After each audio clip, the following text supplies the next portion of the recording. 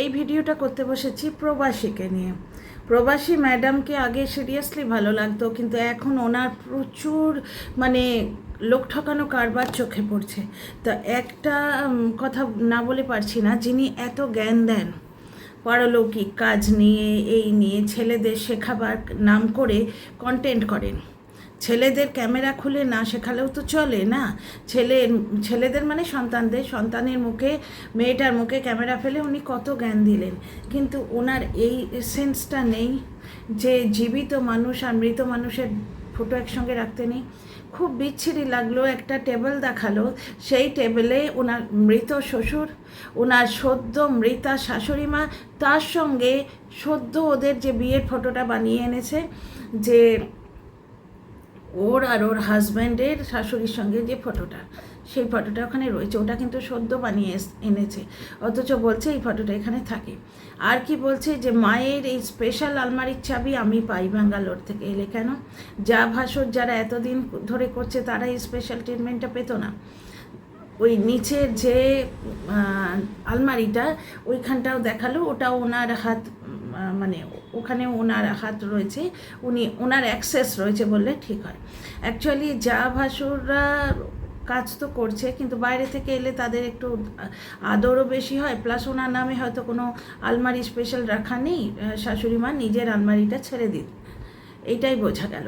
কিন্তু মৃত ব্যক্তি, শ্বশুরমশাই, মৃতা শাশুড়ি, তার সঙ্গে জীবিত মানুষের ফটো রাখতে নেই। উনি এত জানেন, এই কথাটা জানেন না।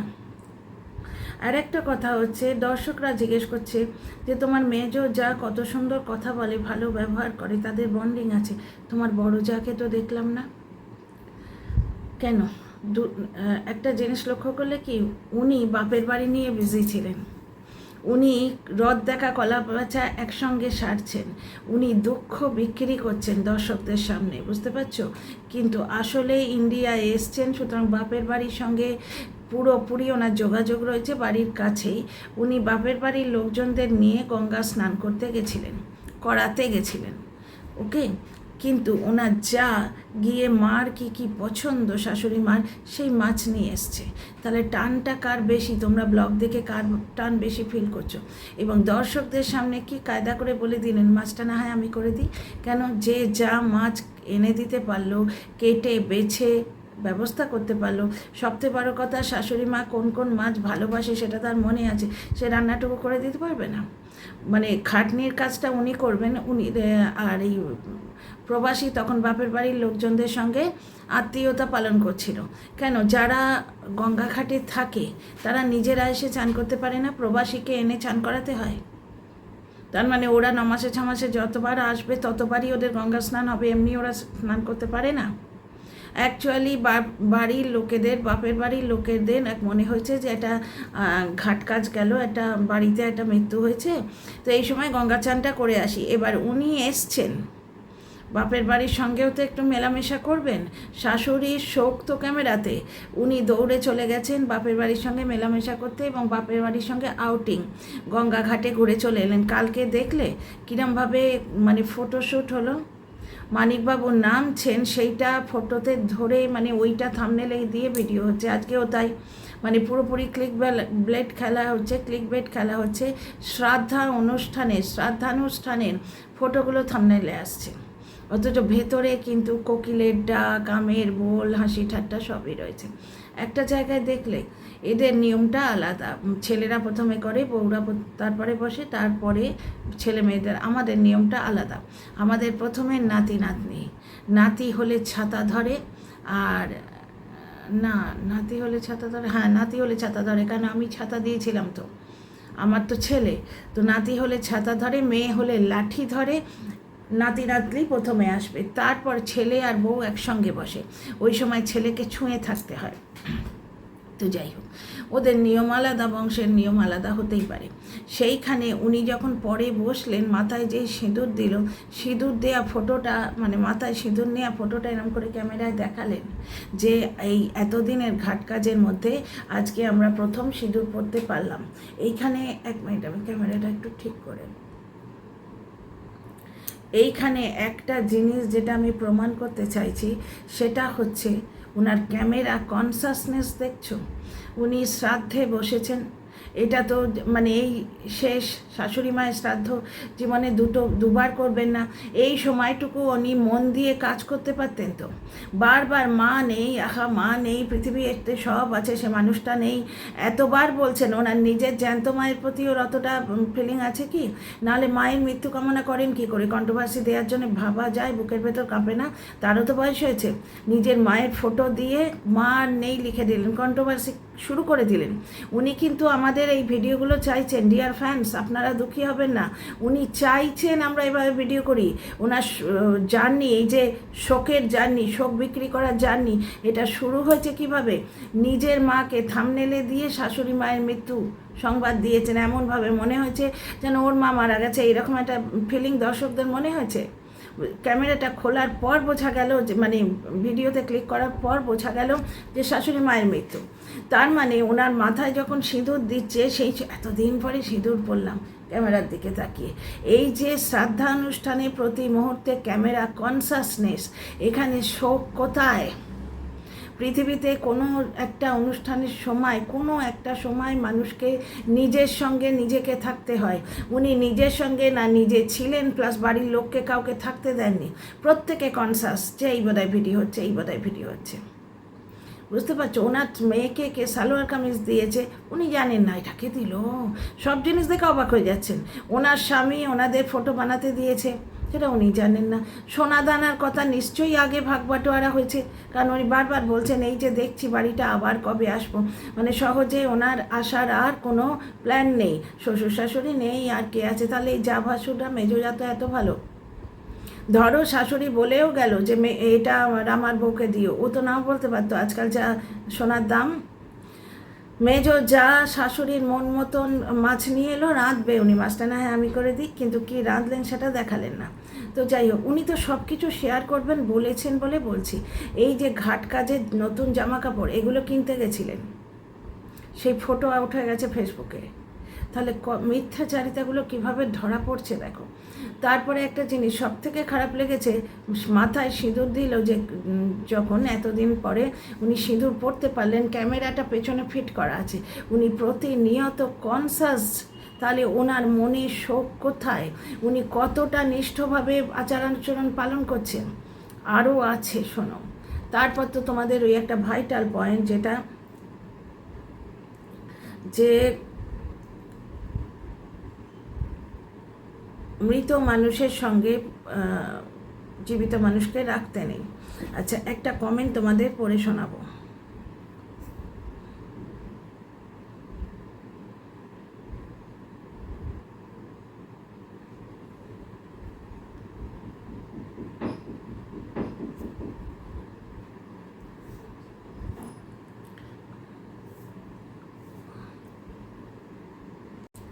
কাব্য করতে উনি ছাড়ছেন না। বাপের বাড়ির লোকেদের যখন গঙ্গায় চান করাতে নিয়ে এসছেন, উনি নিয়ে এসছেন কোলে করে। কি অদ্ভুত কথাবার্তা না, তার নিজে আসতে পারে না। যাই হোক, ওনার তো এই সময়টা শ্বশুরবাড়িতে থাকার কথা। উনি বাপের বাড়ির লোকেদের সঙ্গে গঙ্গা ঘাটে ভ্রমণ করছিলেন। ওনার যা কিন্তু শাশুড়ির পছন্দসই মাছগুলো এনেছে।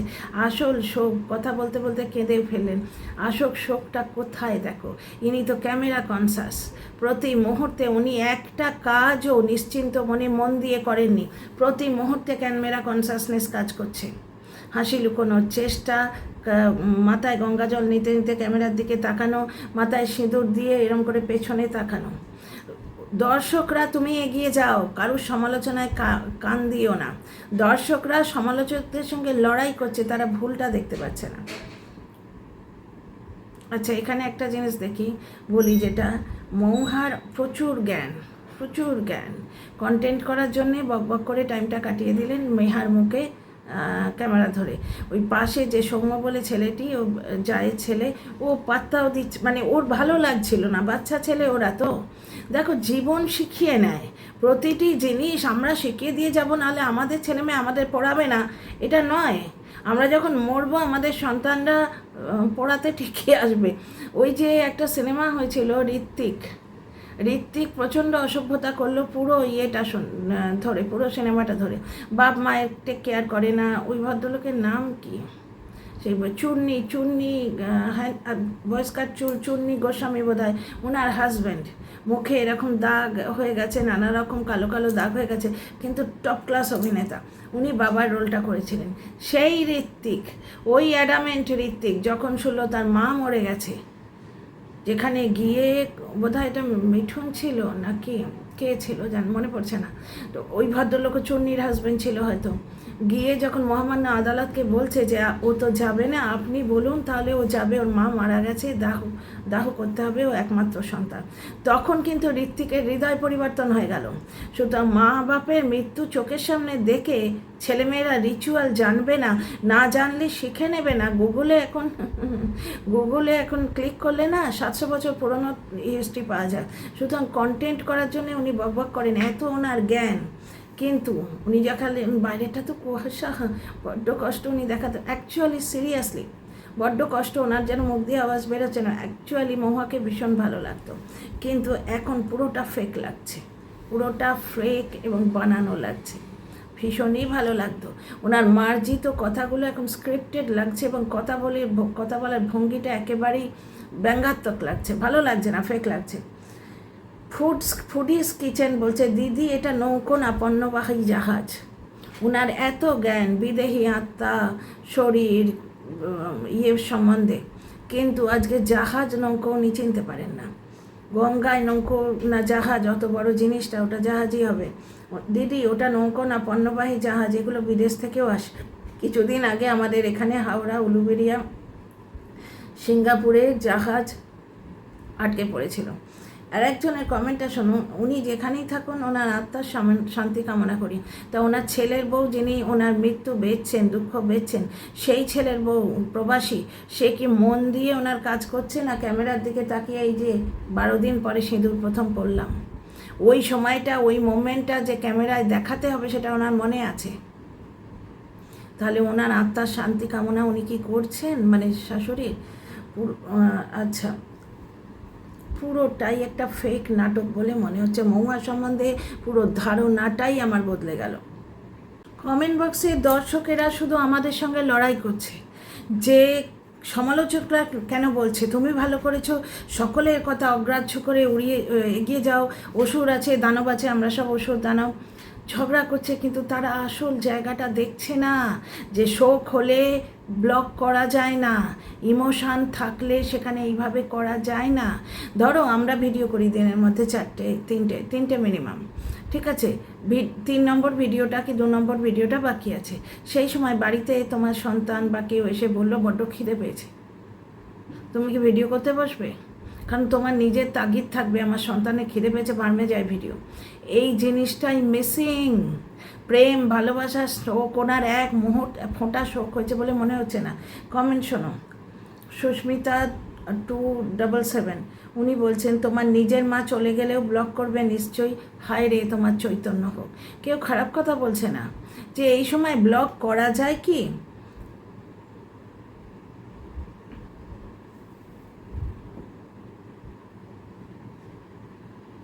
একটা খুব ইম্পর্টেন্ট কমেন্ট, এইটাতে পাচ্ছি না, আমার এই ফোনটাতে আমি স্ক্রিনশট নিয়ে রেখেছি, যদি না পাই তোমাদের মুখেই বলে দেবো। একটা কথা শোনো, অন্বেষা ভট্টাচার্য, আমি আপনার ভিডিও খুব পছন্দ করি, but please don't take it otherwise. কিছু জিনিস বোধহয় ব্লগে নাই ভালো, সব জিনিস দেখাবার জন্যে হয় না। আপনি খবরটা অন্যভাবেও দিতে পারতেন, একটা কমিউনিটি পোস্ট দিলেই হতো।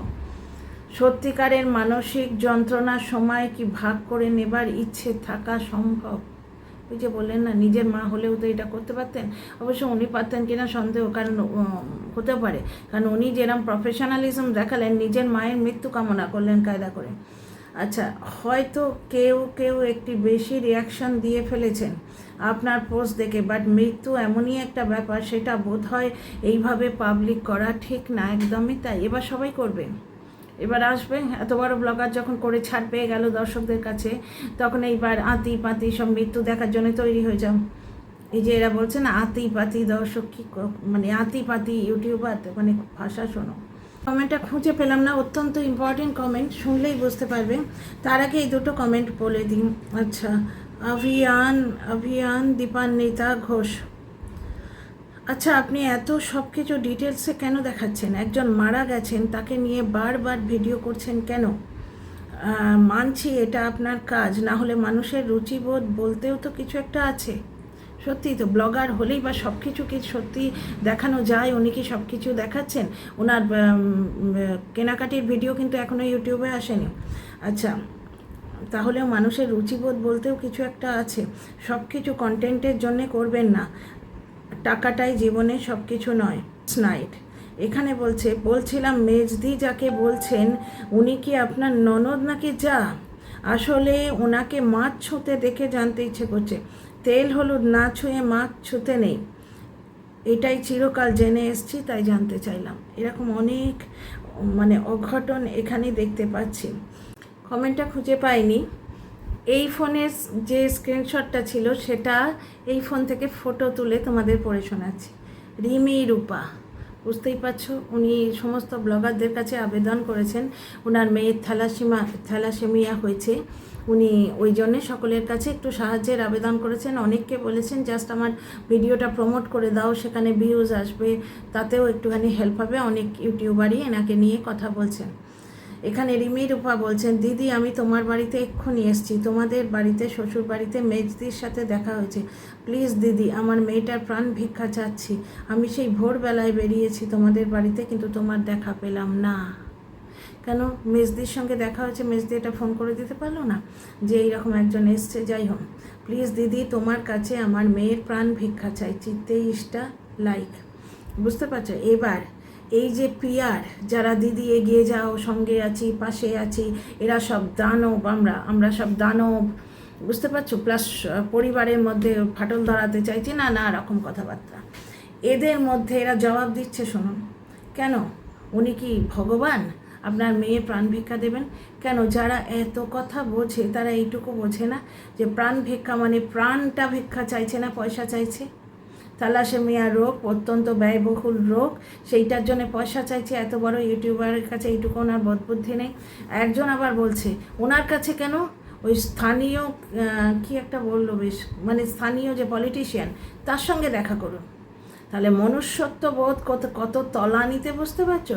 শাশুড়ি মায়ের জন্য কেঁদে ভাসিয়ে দিচ্ছে, 1 মিনিট মন দিয়ে কাজ করে না, পুরো সময় ক্যামেরা কনসাসনেস রয়েছে, প্লাস ওই সিঁদুর দানের সময়টা এরকম করে রয়েছে, এরকম তাকিয়ে। সিঁদুরটা যেই এখানে দিল না, সঙ্গে সঙ্গে মনে হলো যে ক্যামেরায় কথাটা বলার দরকার যে আমরা এতদিন পরে আজকে সিঁদুর পড়েছি। বুঝতে পারছো? প্রতি মুহূর্তে ক্যামেরা কনসাসনেস কাজ করছে। তাহলে কাজটা সে শ্রদ্ধা সহকারে করলো, কখন করবে, কি করে? এবং এই দেখো, বাপের বাড়ির লোকেদের সঙ্গে মেলা মেশা, কেনাকাটা সবই রয়েছে, যেগুলো ক্যামেরার আড়ালে। এইখানে একটা জায়গায় দেখো, রিমি রূপা, একে নিয়ে ইউটিউব তোলপাড়, এনার এত বড় ব্যাপার। এখানে মেজদি কি ওই মেজো যা, উনি কি একটা ফোন করে দিতে পারতেন না? বা ফোন করেছেন হয়তো, ওনার সঙ্গে মহুয়ার সঙ্গে দেখা হলো না, এইটা সম্বন্ধে কিছুই বলা যায় না, হতেই পারে। ঝটিকা সফরে এসছেন, প্লাস উনি ব্লগিং নিয়ে বিজি আছেন, বাপের বাড়ি নিয়ে বিজি আছেন, বুঝতে পারছো? বাড়িতে নাই থাকতে পারে। তার বুঝতে পারছো, উনি অনেকটা টাইমই বাড়িতে থাকেন না। ক্যামেরায় যা দেখান, অত্যন্ত শোক ওনার হয়নি। শোক হলে উনি ওই শাশুড়ি মার স্মৃতি আঁকলে বসে থাকতেন। উনি সেই সময় হয়তো এই গঙ্গা ঘাটে মায়েদের সঙ্গে গেছেন, ওটা আগে দেখিয়ে দিয়েছেন, বুঝতেই পারছো। এইবার এখানে দর্শকদের কি অদ্ভুত রিয়াকশান। কেন উনি টাকা দেবেন কেন? পলিটিশিয়ানের কাছে যান, বুঝতে পারছো ব্যাপারটা? বুঝতে পারছো তো? যাই হোক, রিমি রূপা গেছিলো মহুয়ার কাছে, মহুয়ার সঙ্গে দেখা হয়নি। পরে মহুয়া কোনো ভিডিওতে আপডেট দেয় কিনা দেখো, অথবা এই কমেন্টটা সিম্পলি পিআর ওয়ার্ক হিসেবে ডিলিট হয়ে যায় কিনা দেখো। ব্যাপারটা হচ্ছে, একটা বড় ব্লগার যে হয়, সে অনেক কাণ্ড করার পরই ওই লেভেলে পৌঁছয়, বুঝতে পারছো? সেগুলো এখন স্পষ্ট বুঝতে পারছি যে ভেতরের খেলা প্রচুর থাকে মহুয়ার আজকের এই বর্তমানে এই কন্টেন্টগুলো দেখে। 2 নম্বর কথা হচ্ছে যে বড় ব্লগার যে হয় তাকে লোকে আইকন হিসেবে সে এই মৃত্যুটা দেখিয়ে দিল, এবার কন্টেন্ট হবে, অনেকেই বলবে হয়তো মহুয়া কন্টেন্ট করেছে, বুঝতে পারছো? আর একটা জিনিস দেখো, প্রয়োজনের সময় এই যে রিমি রূপা, এর প্রয়োজন হয়েছে। সত্যিকারের উনি যদি মনুষ্যত্ব বোধ রাখেন, মানুষ ভালোবাসেন, তাহলে মৃতকে শুধু সম্মান দেখিয়ে তো হবে না, জীবিত যে মানুষটা রয়েছে তার প্রতিও ওনার কিছু কর্তব্য করা উচিত। দেখা যাক উনি কী করেন। উনি যদি সিম্পলি এই কমেন্টটাকে ডিলিট করিয়ে ছেড়ে দেন, তাহলে আসল সত্যটা তোমরা পুরোপুরি বুঝতে পারবে। আমি তোমাদের আগেই বলেছি, আমি এই সফটওয়্যারে কী করে কমেন্ট অ্যাড করতে হয় জানি না, আগে সফটওয়্যারটা জানতাম। তো আমি কিন্তু থাম্বনেলে কমেন্টটা দিয়ে দেবো। See you in the next video.